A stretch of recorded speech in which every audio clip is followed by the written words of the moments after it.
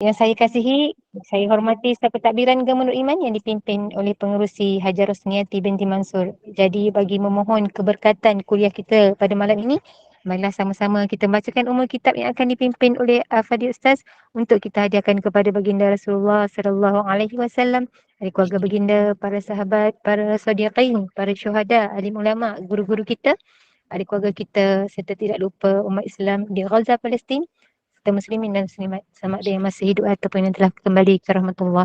Isiril Fatihah. الحمد الفاتحة. أعوذ بالله من الشيطان الرجيم. بسم الله الرحمن الرحيم. الحمد لله رب العالمين الرحمن الرحيم مالك يوم الدين إياك نعبد وإياك نستعين اهدنا الصراط المستقيم صراط الذين أنعمت عليهم غير المغضوب عليهم ولا الضالين آمين. Amin, amin, amin ya Rabbal Alamin. Semoga dengan istiqamahnya kita duduk dalam halaqah ilmu ini, Allah kurniakan kefahaman, Allah tingkatkan iman. Tanpa membuang masa lagi, saya dengan penuh ta'zim menyerahkan kepada Al-Fadhil Ustaz. Tafadhal mashkura.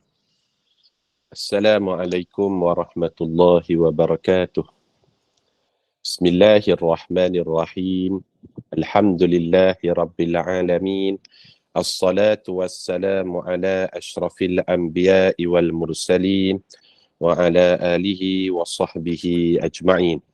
Rabbi shrah li sadri wa yassir li amri wahlul 'uqdatam min lisani yafqahu qawli. Allahumma faqihna fid din wa 'allimna fit ta'wil wahdina ila siratikal mustaqim. Amin ya rabbal alamin.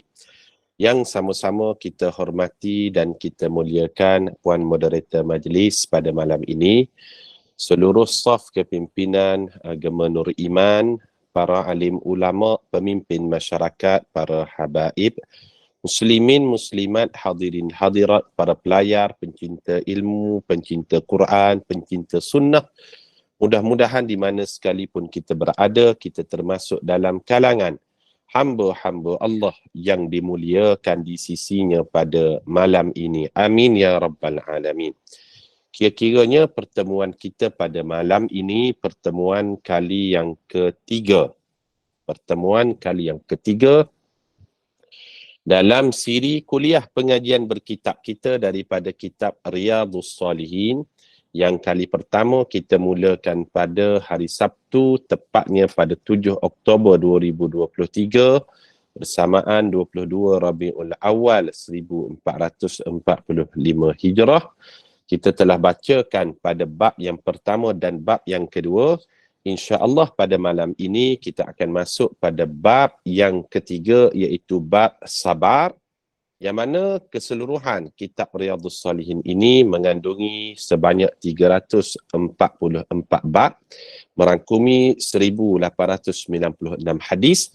Kita tidak akan baca kesemua ayat Quran ataupun hadis dalam setiap bab ini, tetapi kita hanya ambil cuplikan ataupun beberapa hadis bagi setiap bab kerana waktu yang terbatas dan pertemuan kita pun hanyalah 2 kali sebulan sahaja. Jadi pada malam ini setelah kita selesai pada bab yang pertama dahulu, babul ikhlas, bab yang kedua babut taubah, pada malam ini kita akan masuk perbincangan babus sabar, bab sabar insya-Allah. Para jemaah sekalian, bagi yang ada kitab, kita boleh buka Babus Sabar. Yang saya rujuk ini kitab terbitan daripada Jabatan Kemajuan Islam Malaysia, JAKIM, jilid 1, Riyadhus Salihin, muka surat 67, insya-Allah. Babus Sabar, kalau kita tengok di dalam kitab kita ni, dibawakan ada banyak di dalamnya. Di dalam kitab kita Babus Sabar ada sebanyak 7 dalil Quran dan dalil hadis pun banyak juga. Cuma kita tak sempat nak baca semua. Jadi kita hanya ambil 4 dalil Quran dan 4 dalil hadis sahaja untuk kita huraikan pada malam ni dalam bab sabar. Boleh para jemaah sekalian? Sebab waktu kita pendek, kita kalau hurai semua menyebabkan kita tak sempat masuk hadis. kita hanya habis baca dalil Quran saja. Jadi cara dia, konsep dia, kita ambil 4 dalil Quran, 4 dalil hadis, kemudian cukuplah lebih kurang dalam masa 1 jam itu insya-Allah. Babus sabar. Kita baca dulu penerangannya. Muka surat 67. Sabar ialah suatu sifat yang mulia yang boleh memelihara diri daripada kecelakaan dan menempuh kejayaan. Kita buat sikit catatan. Sabar ini amalan hati. Tak nampak. Amal hati ni banyak. Niat amal hati. Husnuzon amal hati. Sangka baik dengan orang kan, itu amal hati. Syukur amal hati. Salah satu daripada amal hati namanya sabar. Sabar kita tidak nampak. Tetapi kesan daripada kesabaran itu ada 2. Dalam kitab kita ni sebut, orang yang sabar, kita menampak kesan dia, dia dapat pelihara diri daripada kecelakaan dan dapat menempuh kejayaan. Itu kesan sabar. Sabar ni dalam hati. Kita tak nampak, tapi kesannya kita akan nampak orang ni sentiasa tenang, orang ni orang yang bersangka baik dengan takdir, orang ni sentiasa bersyukur, orang ni kalau berlaku apa-apa, dia tidak mengucapkan ucapan yang tidak baik dan sebagainya. Itu menggambarkan seseorang itu adalah orang yang sabar. Amal ni ada 3 bahagian. Ada amal badan, ada amal harta dan ada amal hati. Ada amal badan, amal harta, amal hati. Sabar dia terletak pada amal hati. Amal hati. Kemudian kita tengok lagi. Sabar juga mengawal diri daripada kegelisahan dan menerima segala dugaan, rintangan dan segala suruhan Allah dengan hati yang tenang, yakni tidak rasa jemu dan berputus asa dalam menghadapi kesulitan hidup. Ini dia nak ceritakan tentang jenis-jenis sabar. Ada beberapa jenis sabar. Yang pertama, sabar dalam menempuh ujian. Itu jenis sabar yang pertama. Sabar dalam menempuh ujian.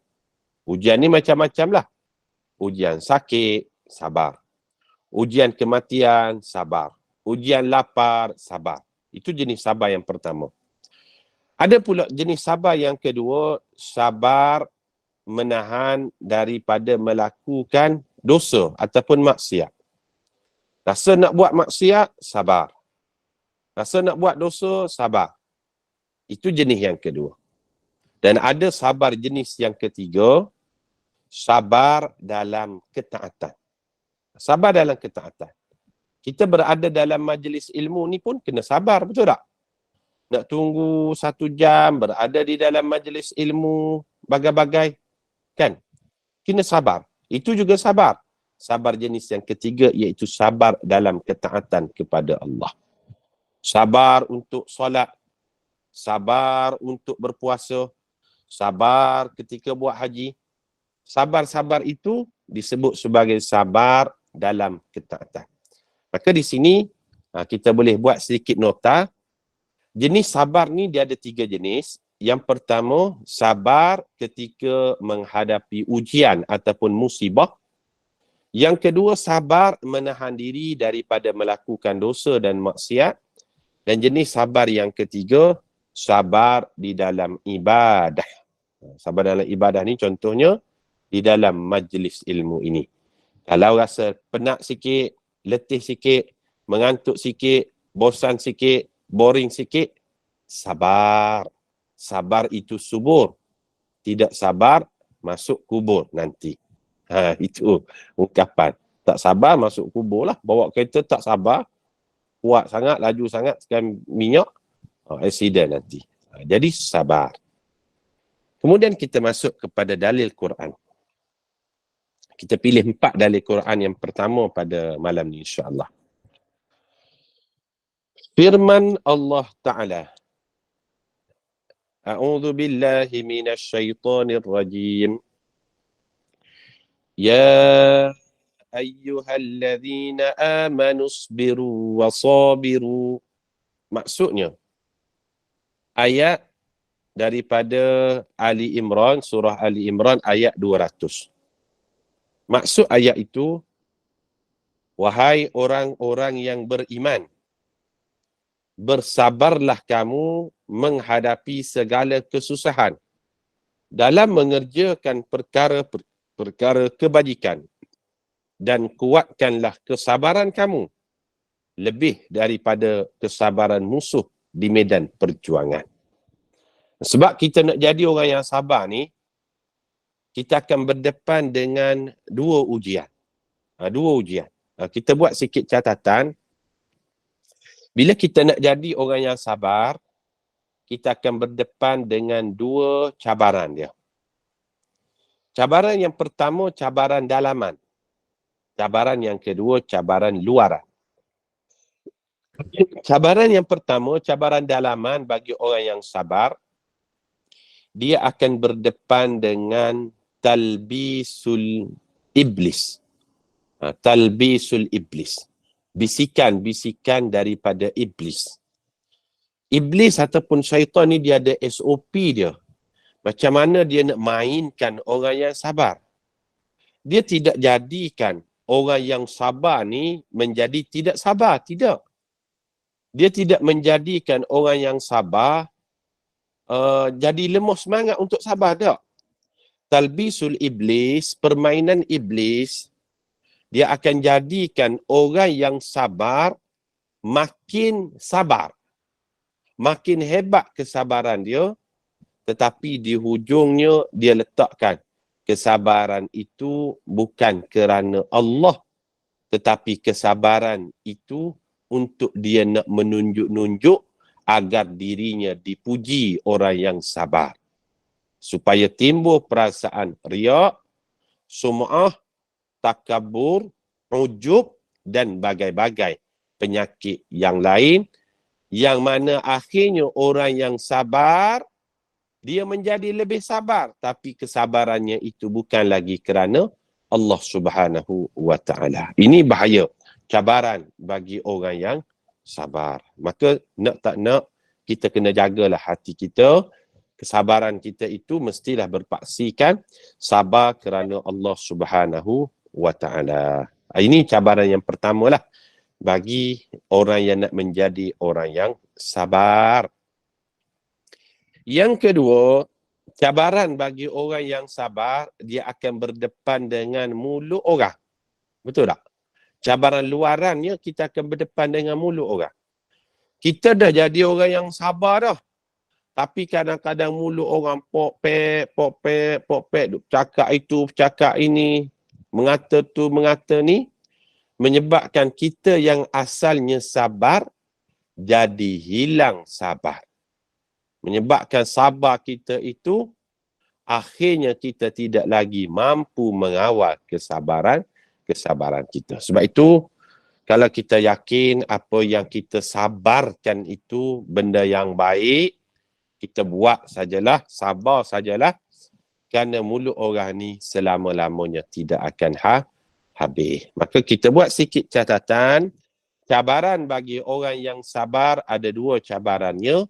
Yang pertama, talbisul iblis, dan yang kedua, mulut orang lain.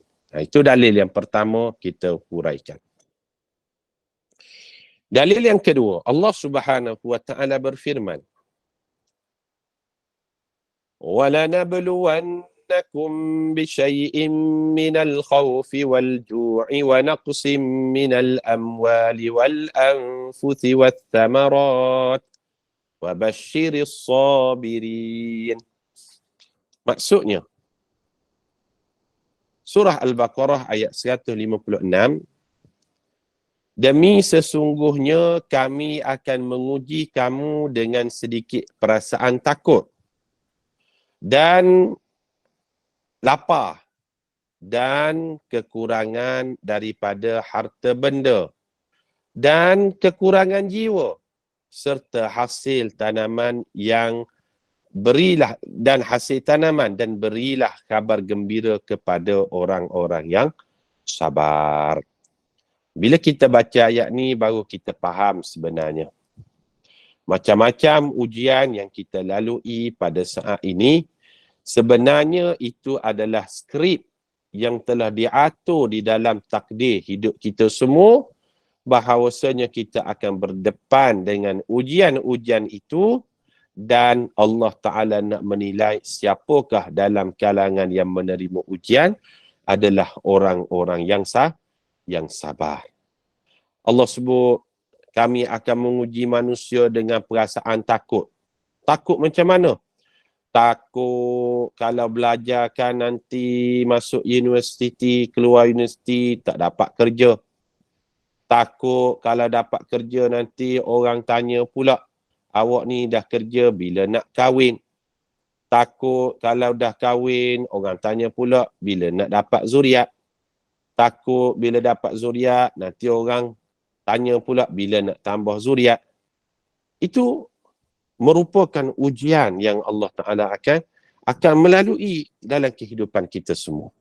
Bahkan kata Allah, aku akan uji kamu dengan ujian kelaparan. Kelaparan macam mana? Dalam keadaan ekonomi sekarang yang mencabar dan sebagainya, gajinya kadang-kadang cukup-cukup makan sahaja. Maka ini satu pentas ujian. Ada kata Allah, aku uji kamu dalam bentuk kekurangan pada harta. Ada kereta aksiden, kereta tenggelam banjir, kenderaan rosak, rumah ada masalah, bocor dan sebagainya. Itu salah satu bentuk ujian. Dan ada juga Allah sebut, aku uji manusia dalam bentuk kehilangan jiwa. Kematian ahli keluarga, ayah, ibu, suami, isteri, anak. Dan Allah Ta'ala katakan, wabashiris sabirin. Berilah kabar gembira kepada orang-orang yang sabar. Apa kabar gembira orang-orang yang sabar? Iaitu Allah akan bagi pahala kepada mereka bighairi hisab. Tidak terkira banyak pahala tersebut. Tapi Ustaz, kesabaran ni nak kira daripada mana? Mungkinlah saat menerima ujian tu, terdetik jugalah sekian, kenapalah aku bukan orang lain bagai-bagai. Kesabaran akan dikira berdasarkan saat pertama kita menerima berita ujian tersebut. Menerima berita ujian, macam mana reaction kita? Kalau yang keluar daripada mulut kita perkataan subhanallah, inna lillah, masya Allah, tabarakallah, maka Allah mengira saat pertama yang keluar daripada perkataan itulah orang-orang yang sabar. Kalau sehari, 2 hari, 3 hari barulah dia ucapkan tak apa dah, saya dah redha dah. Itu sabar yang sabar juga, tapi bukanlah dianggap orang-orang yang betul-betul sabar ketika ditimpa ujian tadi. Sebab ada satu peristiwa ketika Nabi SAW di Madinah, ada seorang perempuan tu, ibu, dia menangis di kubur kerana kematian anak dia. Kemudian Rasulullah SAW pesan pada wanita tersebut, ibu tersebut. Allah katakan, ittaqillah wasbiri. Wahai si ibu, bertakwalah pada Allah dan banyak-banyaklah bersabar. Kemudian bila Rasulullah pesan kepada dia sabar dengan kematian anak tadi, dia marah pada Nabi. Dia kata apa dia? Ilaika anni fa innaka lam tusib bi musibati. Awak pergi jauh daripada saya, awak tidak ditimpa musibah sebagaimana saya ditimpa musibah. Saya kematian anak, awak tak kematian anak.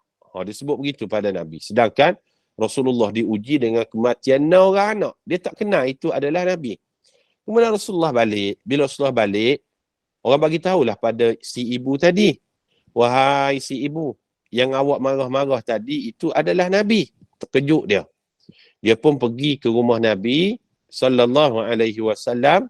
Dia pun minta maaf bagai-bagai. Rasulullah pesan pada wanita tersebut, innamas sabru inda sadamatil ula. Sesungguhnya kesabaran itu ketika ditimpa berita saat saat berita tu sampai pada kita. Kesabaran tu dikira saat berita ujian tu sampai pada kita. Itu maksud dia. Inda sadamatil ula. Kesabaran dikira berdasarkan saat pukulan yang pertama. Ketika pukulan yang pertama sampai je ujian ataupun musibah pada diri kita. Apa reaction pada waktu tu? Kalau keluar perkataan inna lillah, subhanallah, masya Allah, maka itulah yang disebut sebagai wabashiris sabirin. Dia adalah orang-orang yang sabar yang mendapat berita gembira. Kerana apa? Allah bagi pahala yang tidak terkira banyaknya pada diri orang yang sabar tadi. Tapi kalau lepas sehari, 2, 3 hari, seminggu, 3 minggu, barulah dia kata, oh, tak apalah, saya sabar. Itu tak dikira sangat dah. Yang betul-betul dikiranya, inda sadamatil ula. Ketika saat pukulan yang pertama menerima musibah, apa ucapan yang keluar, itulah dikira orang yang betul-betul orang yang sabar. Itu dalil yang kedua lah. Kemudian, dalil yang ketiga daripada Quran. Allah Subhanahu wa ta'ala berfirman,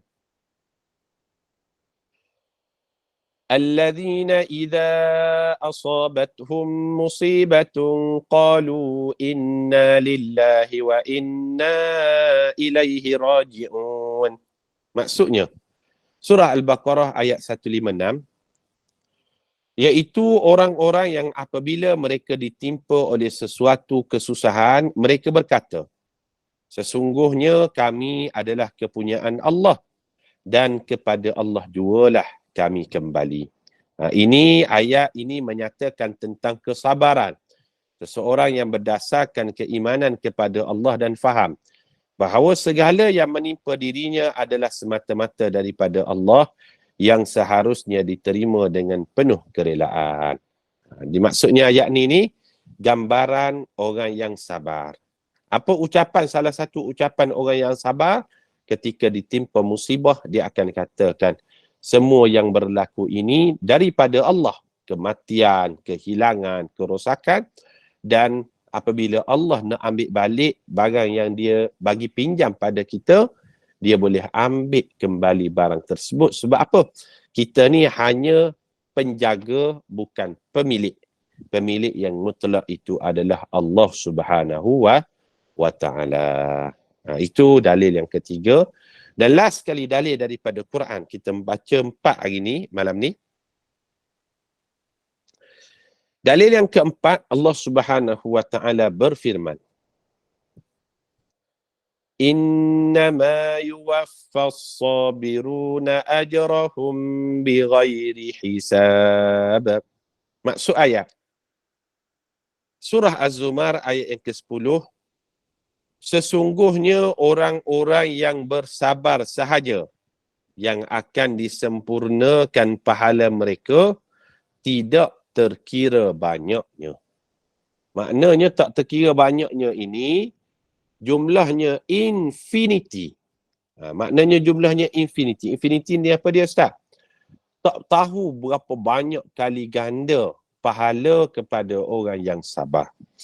Para jemaah sekalian, kalau kita baca di dalam Quran ataupun hadis, ada 2 amalan yang mana Allah Subhanahu wa ta'ala sebut ganjaran pahalanya tidak ada had limit. Tidak ada jumlah maksimum. Tidak ada had shilling. Apa dia? Yang pertama, ibadah puasa. Ibadah puasa. As-siyamu li wa ana ajzi bih. Puasa itu untuk aku dan akulah yang akan bagi ganjaran pada orang yang berpuasa. Berapa kali ganda? 10, 1000, 100,000, sejuta, 10 juta? Allahu alam, kita tak tahu. Sebab tidak ada limit ganjaran pahala bagi orang yang berpuasa digandakan.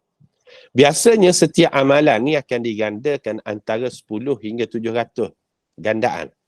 Solat ke, haji, umrah ke, zakat ke, buat baik pada ibu bapa ke, ada layak digandakan berdasarkan kepada keikhlasan, berdasarkan kepada betul ataupun tidak amalan tersebut sebagaimana panduan Rasulullah sallallahu alaihi wasallam. Gandaan dia antara 10 hingga 700. Kullu amali ibni Adam yudha'af. Setiap amalan anak Adam itu layak digandakan. Al-hasanatu, satu kebaikan, ila ashri mi'at. Al-hasanatu, satu kebaikan itu ila sab'ati mi'ati di'fin. Digandakan menjadi 10 hingga 700 gandaan, melainkan puasa. Puasa yang pertama ibadah yang tidak ada had gandaan pahala. Dan yang kedua dalam Quran sebut, amalan yang kedua yang tidak ada had limit gandaan pahala di sisi Allah, amalan itu adalah sabar. Sabar tidak ada had limit. Tak kira lah sabar dalam apa. Sabar dalam ibadah, sabar dalam menuntut ilmu, sabar meninggalkan maksiat, sabar dalam menghadapi ujian, sabar dengan kesusahan, sabar dengan kerja, sabar dengan kerenah. Sabar ini tidak ada hak limit gandaan pahala yang Allah nak berikan kepada orang yang sabar. Alhamdulillah, kita telah selesai pada setengah jam yang pertama lebih kurang 4 dalil daripada Al-Quranul Karim kita menghuraikan pada bab sabar. 30 minit yang seterusnya, insya-Allah kita akan masuk pada perbincangan bab sabar berdasarkan hadis-hadis Nabi sallallahu alaihi wasallam. Kita akan ambil 4 hadis yang pertama insya-Allah daripada kitab kita ni. Para jemaah yang ada kitab, kita boleh buka pada muka surat yang ke-70.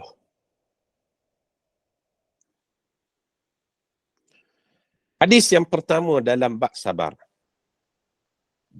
An Abi Malik Al-Haris bin Asim Al-Ash'ari radhiyallahu anhu qala qala Rasulullah sallallahu alaihi wasallam at-tuhuru syatrul iman walhamdulillahi tamla'ul mizan wa subhanallahi walhamdulillah tamlani أو تملأ ما بين السماء والأرض والصلاة نور والصدقة برهان والصبر ضياء والقرآن حجة لك أو عليك كل الناس يغدو فباعع نفسه فمعتقها أو موبقها.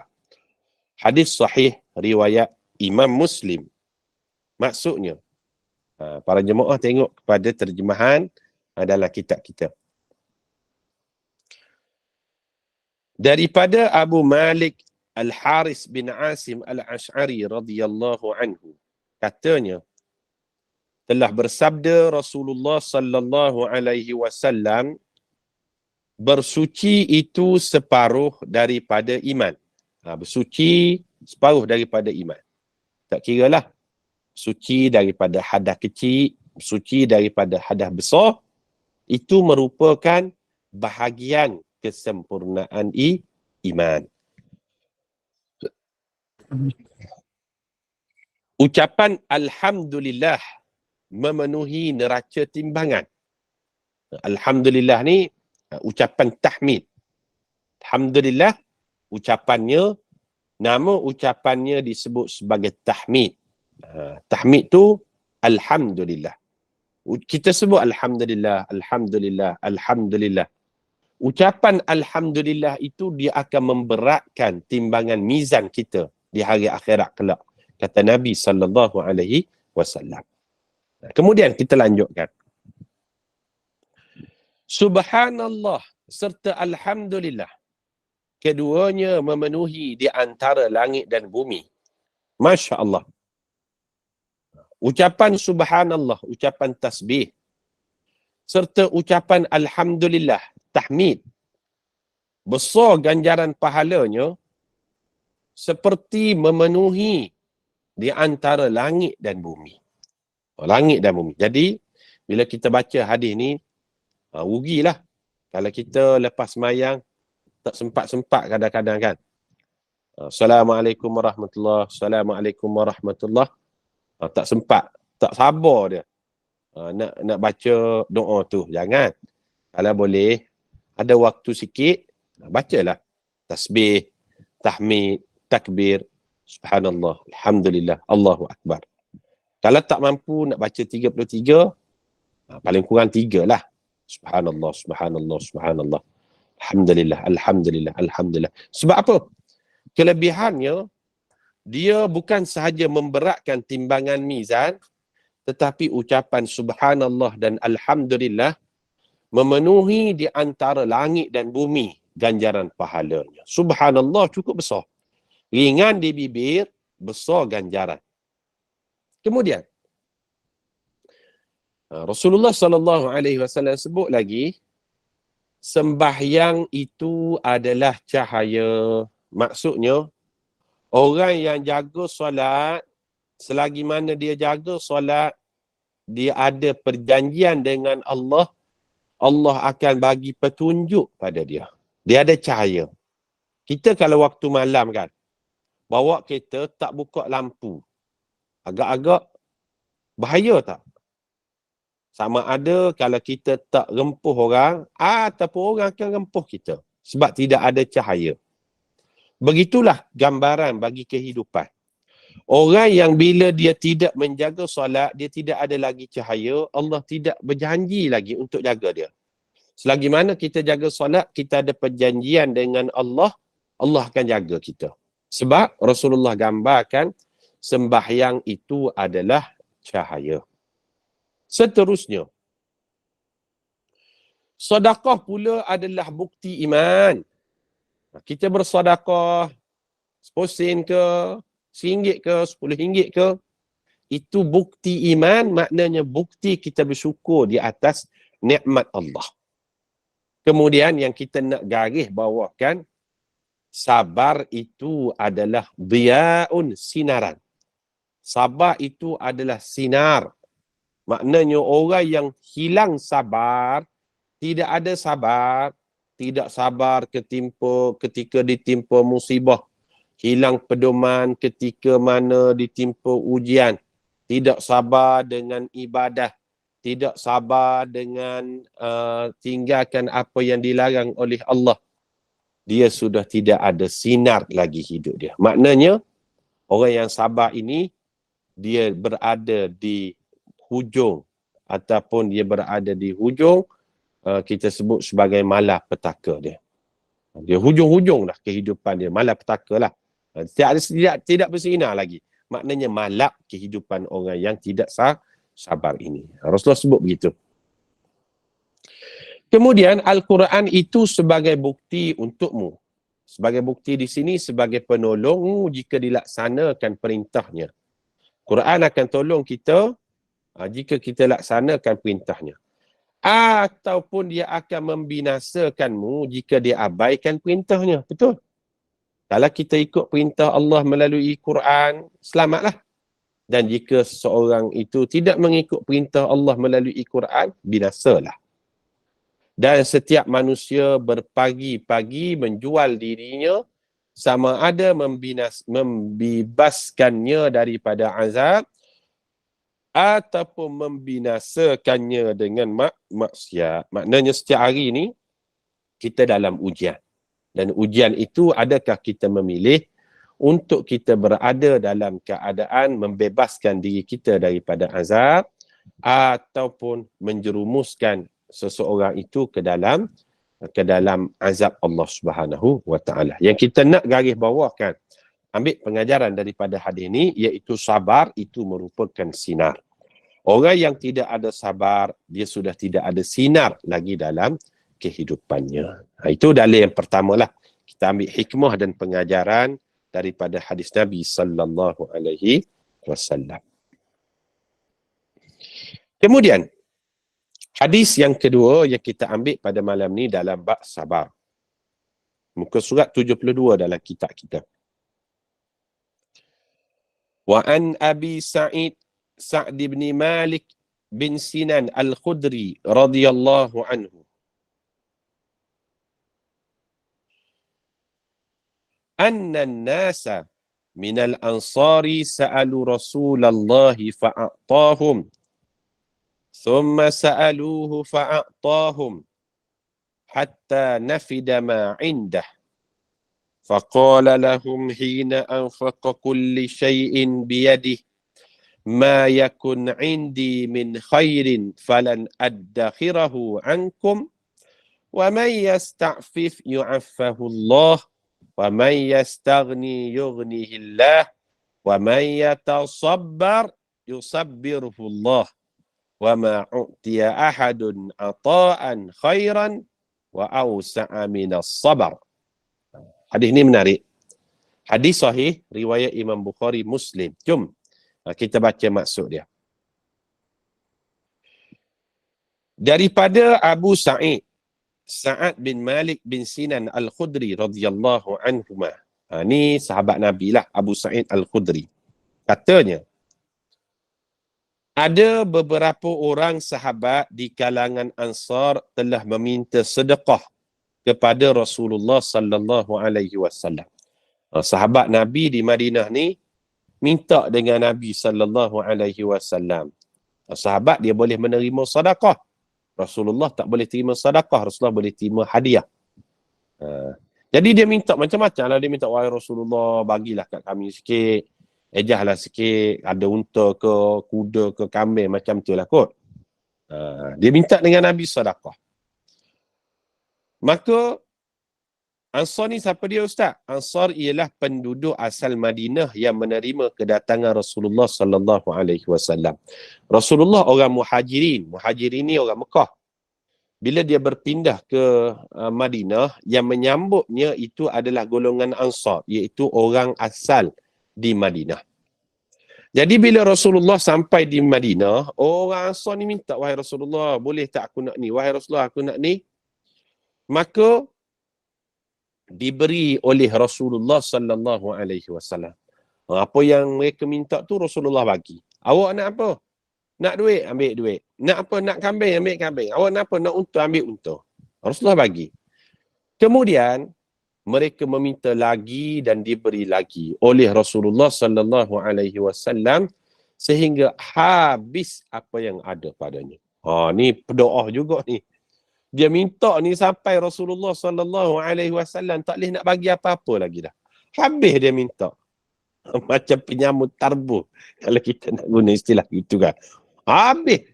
Dengan Nabi ni habis dah. Dalam hadis ni disebut, aku tak boleh nak bagi apa-apa dah. Berdoa sangat kalau kita kan.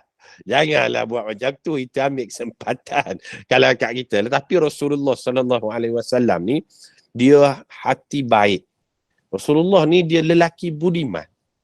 Orang minta selagi boleh bagi, dia bagi begitu je. Kalau minta kat kita lah kan. Awak ni banyak sangat minta, saya tak ada apa dah ni. Habis dah ni. Saya nak simpan sikit untuk saya, contoh kan.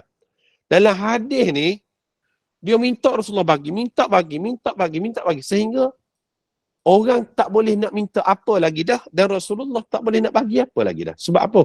Semuanya tak ada dah pada diri Nabi sallallahu alaihi wasallam.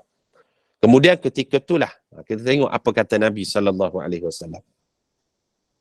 Kemudian Rasulullah sallallahu alaihi wasallam bersabda kepada mereka. Apa kata Nabi?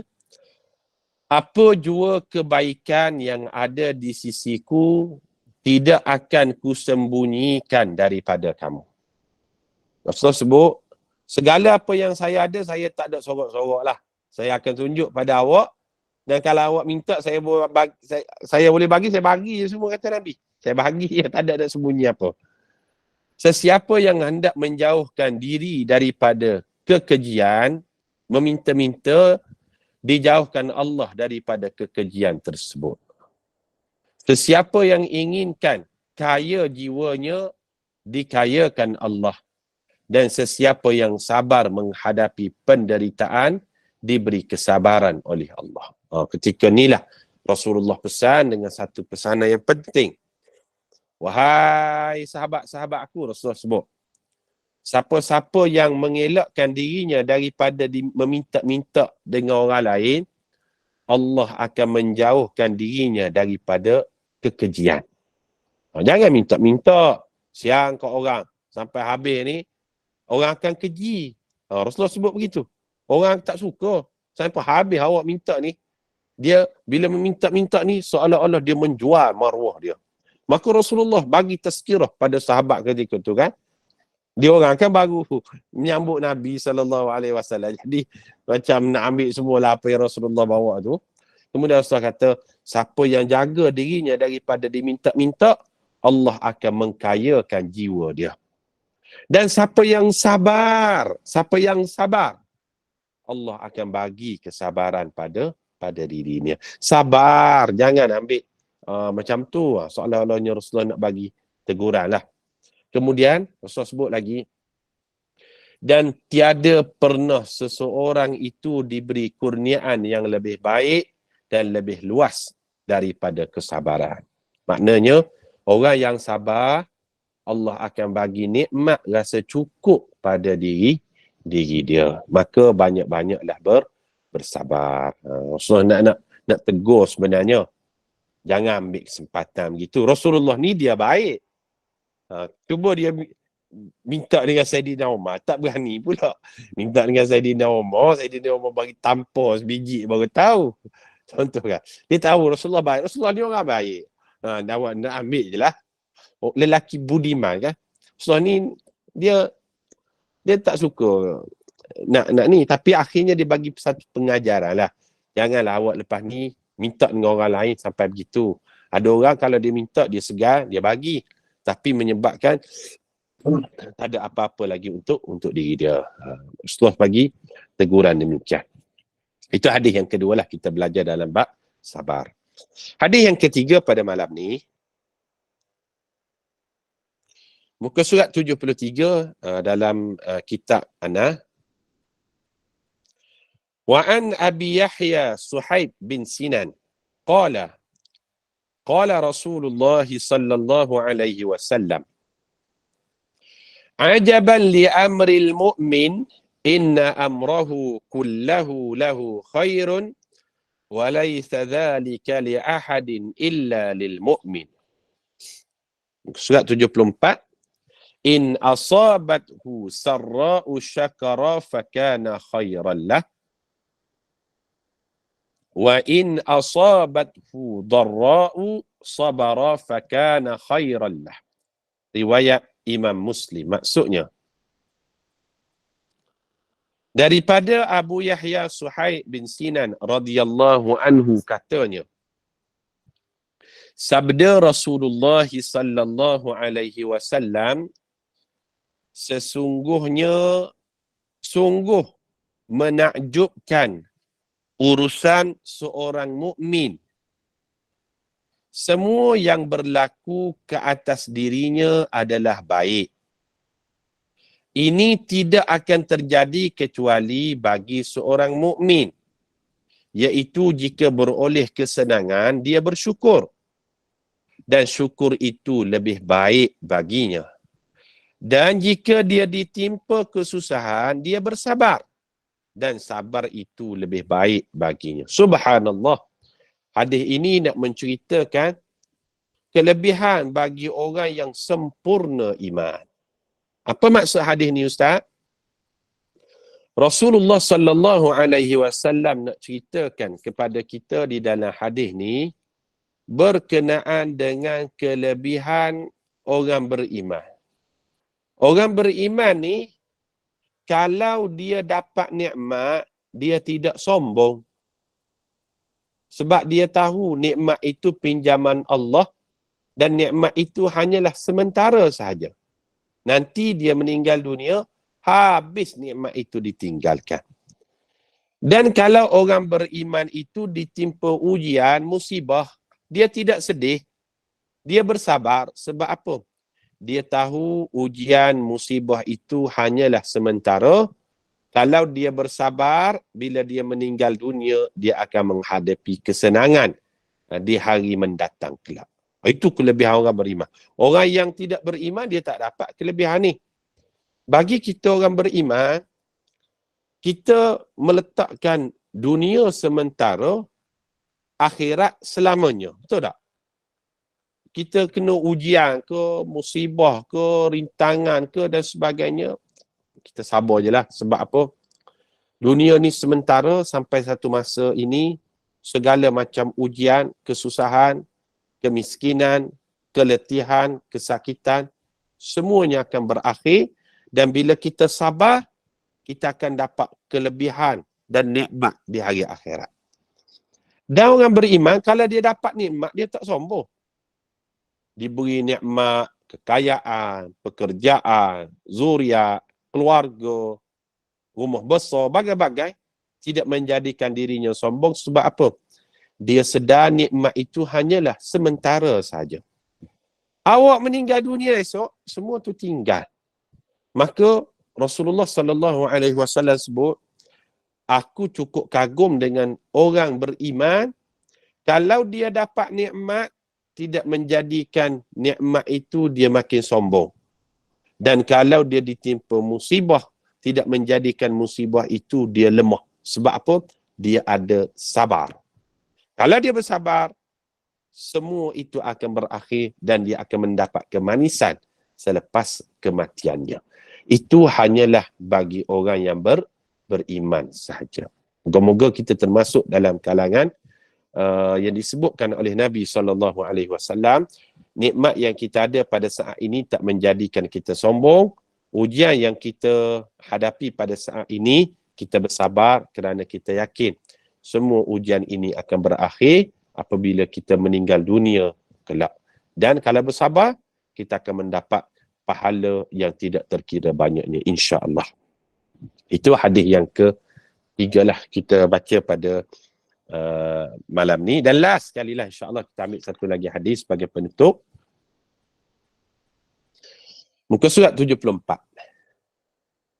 An Anas radhiyallahu anhu qala, lamma saqula an-nabiy sallallahu alaihi wasallam ja'ala yataghashahu al-karbu faqalat Fatimah radhiyallahu anha wa karba abatah faqala laysa ala abika karbun ba'da al-yawm falamma mata qalat ya abatahu ajaba rabban da'ahu ya abtah jannatul firdaus ma'wah ya abtah ila Jibril nan'ahu falamma dufina qalat Fatimah radhiyallahu anha ya Anas atabat anfusukum an tahthu ala Rasulillah sallallahu alaihi wasallam at-turab. Masya Allah, hadis ni menarik. Hadis sahih riwayat Imam Bukhari. Kita baca maksud dia. Daripada Anas radhiyallahu anhu kata dia. Anas ceritakan perkara. Anas bin Malik lah. Anas bin Malik ni salah seorang daripada pembantu Nabi sallallahu alaihi wasallam. Kata Anas bin Malik, tak kala Nabi sallallahu alaihi wasallam sedang sakit kena. Ketika Rasulullah diuji dengan sakit, Fatimah ni satu-satunya anak Rasulullah sallallahu alaihi wasallam daripada 7 orang yang ada dengan Nabi saat Rasulullah wafat. Yang lain 6 orang lagi meninggal dunia awal. Qasim, Abdullah, Ibrahim, Zainab, Ummi Kalthum, Ruqayyah. Besar ujian Nabi ni. Rasulullah diuji dengan kematian 6 orang anak. Dan 11 kematian orang terdekat. Mati ayah, mati mak, mati datuk, mati isteri, mati pak saudara dan mati 6 orang zuriat dia. 11 orang ujian yang Rasulullah lalui ketika dia hidup. Jadi Anas cerita, ketika Rasulullah sakit, Fatimah berkata kepada Nabi, alangkah menderitanya ayahku. Allah, kesiannya pada ayah. Fatimah ni anak perempuan Nabi lah sallallahu alaihi wasallam. Siannya ayah. Di masa itu Nabi sallallahu alaihi wasallam, Rasulullah dengar. Lalu baginda bersabda, tidak. Ayah tidak menempuh kesusahan lagi selepas hari ni. Rasulullah kata, inilah hari terakhir aku ditimpakan kesakitan, kepayahan saat menghadapi kesakitan nak meninggal dunia. Rasulullah menghadapi sedikit kesakitan. Lepas daripada ni tak ada, Rasulullah kata. Kemudian setelah wafat Rasulullah sallallahu alaihi wasallam, Fatimah berkata, setelah Rasulullah wafat, Fatimah kata, "Oh ayah, dia telah menyahut panggilan Tuhanmu. Oh ayah, syurga Firdaus tempatnya. Oh ayah, kepada Jibril kami khabarkan." Apabila Rasulullah sallallahu alaihi wasallam dimaqamkan, Fatimah radhiyallahu anha berkata, "Wahai Anas, adakah senang hati kamu menimbus tanah ke atas Rasulullah sallallahu alaihi wasallam?" Maksudnya begini. Ketika Rasulullah sakit sebab apa? Allah jadikan jalan cerita sebelum kewafatan Nabi ni, Rasulullah diracun oleh orang Yahudi Khaybar. Orang Yahudi ni jahat. Sampai sekarang jahat ni. Salah satu kejahatan orang Yahudi, dia bunuh Nabi. Bahkan dia racun Nabi. Nabi kita ni, dia bagi pohon kambing yang diletakkan racun. Bila Rasulullah pak sikit je, letak je sikit, kemudian malaikat tepis daging tersebut. Tapi kesan racun itu sakit sehinggalah Rasulullah sallallahu alaihi wasallam nak wafat. Apa hikmah malaikat tidak tepis awal daging kambing daripada pemberian orang Yahudi itu, supaya Rasulullah boleh mati dalam keadaan syahid. Itu hikmah dia. Ada sedikit kesakitan itu nak menceritakan Rasulullah mendapat nikmat syahid. Nikmat syahid. Jadi bila Rasulullah sakit, Fatimah pun kata, Allah kesiannya pada ayah saya. Rasulullah kata, "Nilah dah ayah rasa sakit. Lepas ni ayah sabar, semuanya akan nikmat. Dan ketika Rasulullah meninggal dunia, ketika itulah Fatimah kata, dia telah menyahut panggilan Tuhannya. Rasulullah telah menghadap Allah Subhanahu wa taala. Oh ayah sedang berada di dalam syurga Firdaus lah tempat ayah." Itu maksud hadis tersebut. Maksudnya, kesabaran ketika ditimpa ujian tu menjadikan mendapat nikmat setelah kematian. Jadi alhamdulillah para jemaah sekalian, banyak yang kita bincangkan pada malam ni dalam bab sabar.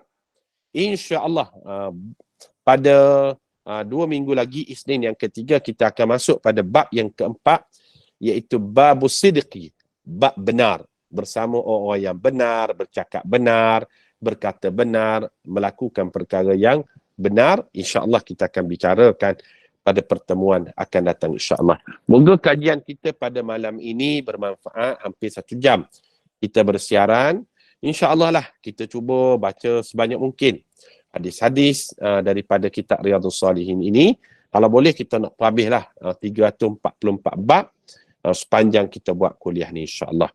Moga-moga para jemaah pun boleh terus kekal istiqamah, dan kita sama-sama saling mendoakan agar saya pun istiqamah dan diberikan kesihatan untuk bersama-sama kita menimba ilmu berkaitan kitab Riyadhus Salihin ini. Wallahu alam, saya serahkan kepada moderator kembali. Dipersilakan. Ustaz, nak buka soalan ke Ustaz? Boleh, kalau ada 1-2 soalan, silakan. Silakan jemaah kalau ada yang nak bertanya. Assalamualaikum Ustaz. Waalaikumsalam warahmatullahi wabarakatuh. Silakan Pak. Tadi boleh jadi saya terlepas dengar agaknya. Apa yang dijawab oleh Anas tu kepada Fatimah? Apabila Fatimah bertanya, bagaimanakah cara kamu menghapuskan, meletakkan tanah pada Rasulullah ketika Rasulullah dibunyikan?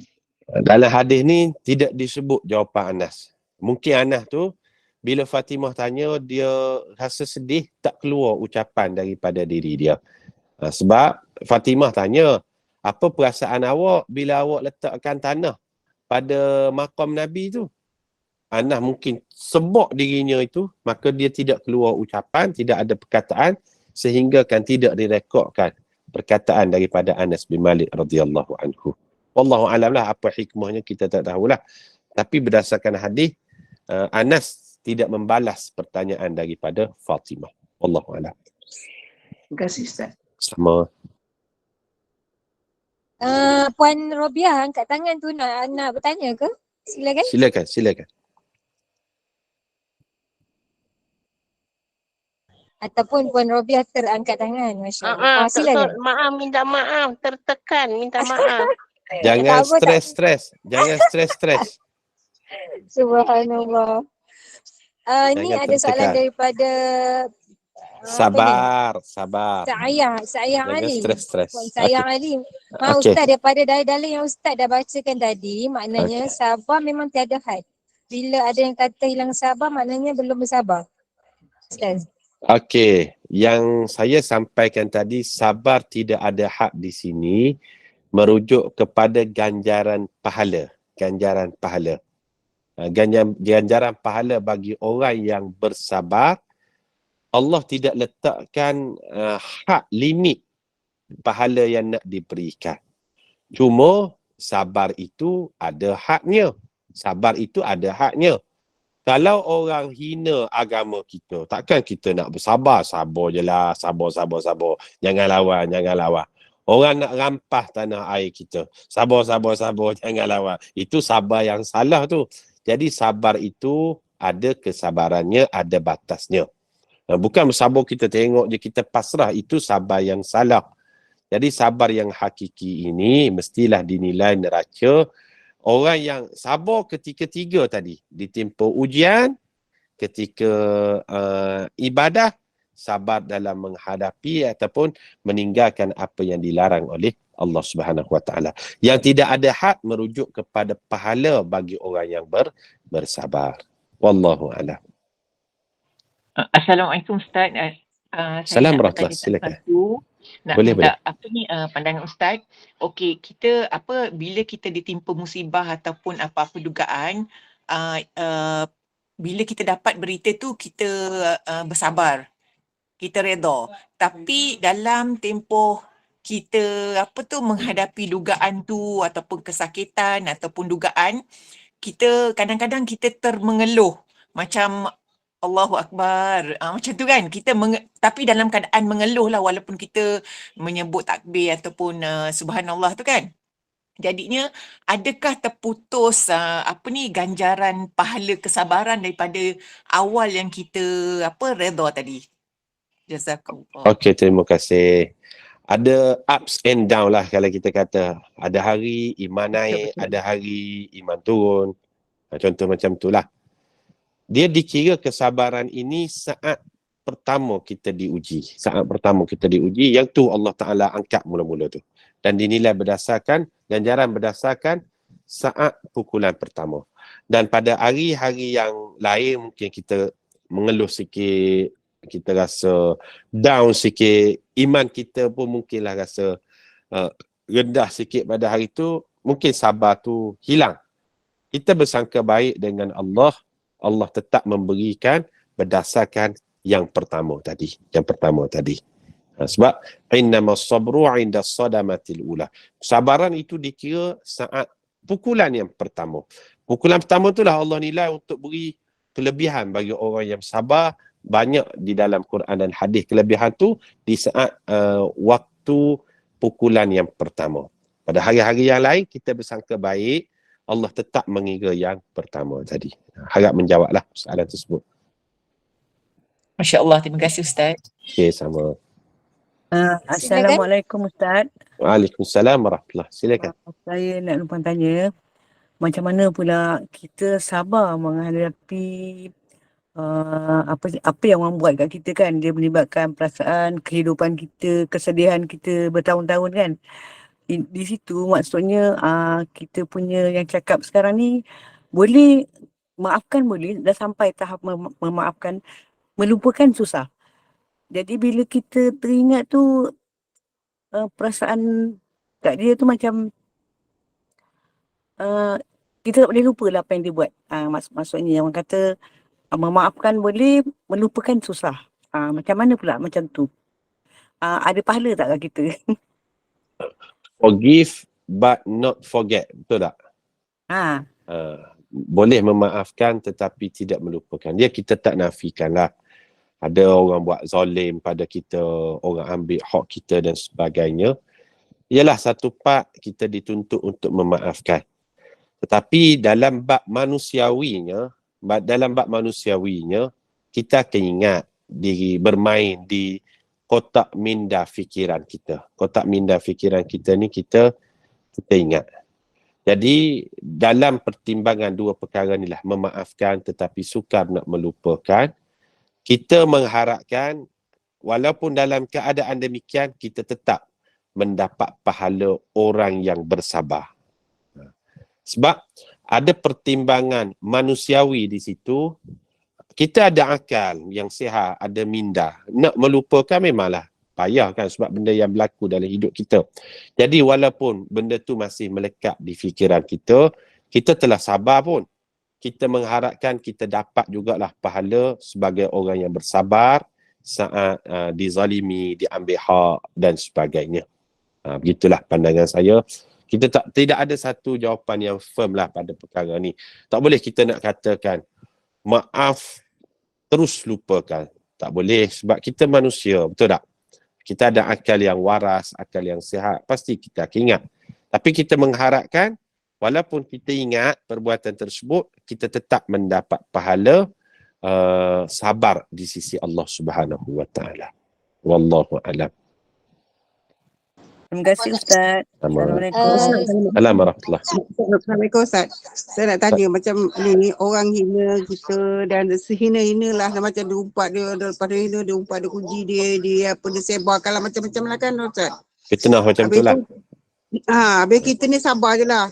Tapi dalam hati kita biar Allah SWT yang balas. Biarlah kau nak cakap ke, nak apa ke, biar Allah SWT balas. Kita tak nak balik lah hinakan dia ke apa. Ya, semua. betul. Ya, kita ingat tu, kita ingat biar Allah SWT je lah balas kan. Betul. Habis tu tiba masa orang tu macam dia ada kesedaran lah kan. Kita pun tak ada apa-apa. Dia datang salam dengan kita, minta maaf begitu. Dia tak nak cakap lah yang dia telah ngumpat kita, dah menghina kita, apa semua kita. Habis kita, yelah dia sebagai dia nak apa bersalam tu, kita faham lah dia nak minta maaf kan Ustaz. Habis tu macam mana Ustaz, dia tak cerita, dia tak nak cakap yang dia aku minta maaf, aku dah ngata kau, aku dah umpat kau, dia tak cerita, cuma dia nak salam gitu. Apa terlepas ke Ustaz? Macam kita ni kita diamlah, kita berserah kepada Allah SWT. Kalau kau nak buat, nak cakap, nak apa tu, Allah SWT yang balas lah. Kita tak cakap, tapi kita tak cakap lah kita nak ngampung ke apa semua, tapi kita tak ada nak balas lah, kita tak ada ngata dia ke, tak apa, biarlah dia mengumpat kita. Tapi terhapus ke Ustaz kalau kita, dia salam je kita, dia tak cerita dia punya dosa dia tu. Okey, terima kasih. Saya nampak ada 2 poin lah kat sini. Yang pertama, kalau orang mengata kita bahkan sampai tahap fitnah kita, jatuhkan maruah kita, boleh tak kita nak doakan kepada orang yang mengumpat tadi ataupun orang yang fitnah tadi, doakan agar Allah jatuhkan hukuman pada dia. Di dalam hadis ada sahabat melakukan demikian, iaitu seorang sahabat yang dijamin masuk syurga, namanya Sa'ad bin Abi Waqqas. Maknanya dia seorang sahabat ahli syurga. Tapi bila dia jadi gubernur di satu tempat, ketika tu orang fitnah dia sebagai pemimpin orang fitnah. Orang kata Sa'ad bin Abi Waqqas ni tak sepandai solat. Orang kata Sa'ad bin Abi Waqqas ni tidak adil pembahagian harta rampasan perang. Sa'ad Abi Waqqas ni tak pandai mengurus. Sa'ad bin Abi Waqqas ni pecah amanah. Sa'ad bin Abi Waqqas ni kroni, bagai-bagai fitnah ni melata dah. Dia sabar pada awalnya, tapi oleh kerana fitnah ni kuat sangat dilakukan, akhirnya dia doa kepada Allah. Dia doa macam mana pada orang yang memfitnah dia tu? Dia kata, ya Allah, Allahumma atil umrahu, wahai Allah, panjangkanlah umur si pemfitnah tadi. Wa atil faqrahu, dan panjangkanlah kefakiran si pemfitnah tadi. Wa arduhu lil fitan, dan timpakan kembali fitnah kepada orang yang memfitnahku. Dan akhirnya pemfitnah Sa'ad bin Abi Waqqas, dia memang betul-betul panjang umur. Panjang umur sehingga bulu kening dia tu jatuh menutupi mata dia, dan dia jadi orang yang miskin. meracau-racau di jalan raya, bahkan dia meracau anak-anak gadis yang melalui jalan-jalan. Lalu orang tanyalah kepada si lelaki yang memfitnah sahabat Nabi yang bernama Sa'ad ini. Ini peristiwa sahih, hadis sahih menyebut perkara ni. Orang tanya, wahai si tua, apa yang berlaku pada awak ni? Miskin sangat, umur panjang sangat, duk kacau anak dara orang. Apa dia sebut? Asabatni da'watu fulan. Asabatni da'watun rajulun salih. Telah tertimpa pada diri aku doa lelaki yang salih, iaitu Sa'ad bin Abi Waqqas. Apa maksudnya di sini? Maksudnya kita sebagai pesanan jangan memfitnah orang lain, sebab doa orang yang dizalimi ini sangat-sangat makbul. Doa orang yang dizalimi tidak ada hijab. Mungkin bagi kita benda tu kecil, tetapi fitnah yang terkena pada orang itu sangat besar dan kita tak tahu. Orang yang ditimpa fitnah itu, bimbang-bimbang dia doakan agar fitnah itu kembali kepada doa si pemfitnah. Itu nombor satu lah. Saya nampak kepada soalan tadi. Nombor dua, macam mana kalau dia jumpa kita, dia minta maaf, tapi dia tidak sebut secara spesifik apa yang dia minta maafkan itu. Boleh ke demikian? Pada pandangan saya lah, dia nak mengelakkan aib sebenarnya. Sebab kalau dia katakan, saya nak minta maaf, saya pernah fitnah awak, saya pernah keji awak, saya pernah mengumpat awak, saya pernah tuduh macam-macam, dia akan memberikan su'uzan pada diri dia. Mungkin dia dah berubah dan sebagainya, jadi dia minta maaf itu secara umum, dan kalau dia betul, dia tidak buat lagi, maka kita yakinlah dan berhusnuzan permohonan maaf itu maaf yang ikhlas. Sebab ada kadang-kadang kita minta maaf dengan orang, kita tak sebut kesilapan yang kita buat. Sebab nak menjaga dari sudut hubungan pada masa depan. Dan kita orang yang dia minta maafkan tadi, kita terima sajalah permintaan maaf tersebut dan kita harapkan permohonan maafnya itu adalah ikhlas. Wallahu a'lam. Ustaz, mungkin soalan yang terakhir lah Ustaz. Okey, boleh silakan insya-Allah. Sebab ada dekat chat ni adik rumah punya soalan. Okey, andai kata kita tak nak tuntut hak yang diambil dan rasa nak bersabar dan ikhlaskan je, boleh tak Ustaz? Tak nak tuntut hak dan nak bersabar, boleh ataupun tidak. Itu boleh saja kerana kesabaran yang kita bersabar di dunia itu akan dibalas ganjaran pahala yang tidak terkira banyaknya di hari akhirat. Boleh, wallahu a'lam. Okay, moga menjawab semua persoalan pada malam ni. InsyaAllah kita belajar bab sabar. InsyaAllah kita bertemu pada 2 minggu lagi.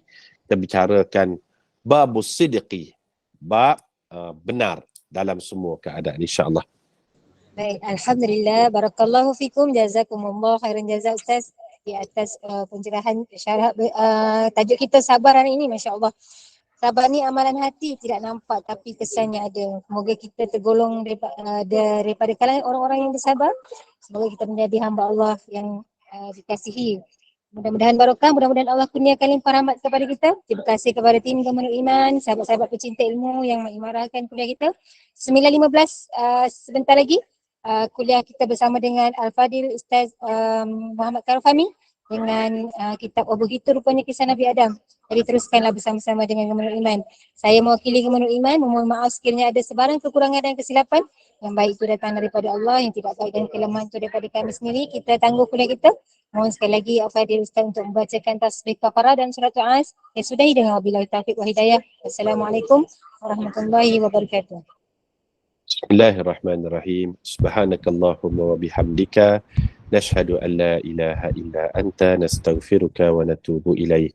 Bismillahirrahmanirrahim. Wal 'asr innal insana lafi khusr illa alladhina amanu wa 'amilus solihat wa tawassaw bil haqqi wa tawassaw bis sabr. Terima kasih semua, bertemu di lain kesempatan. Assalamualaikum warahmatullahi wabarakatuh.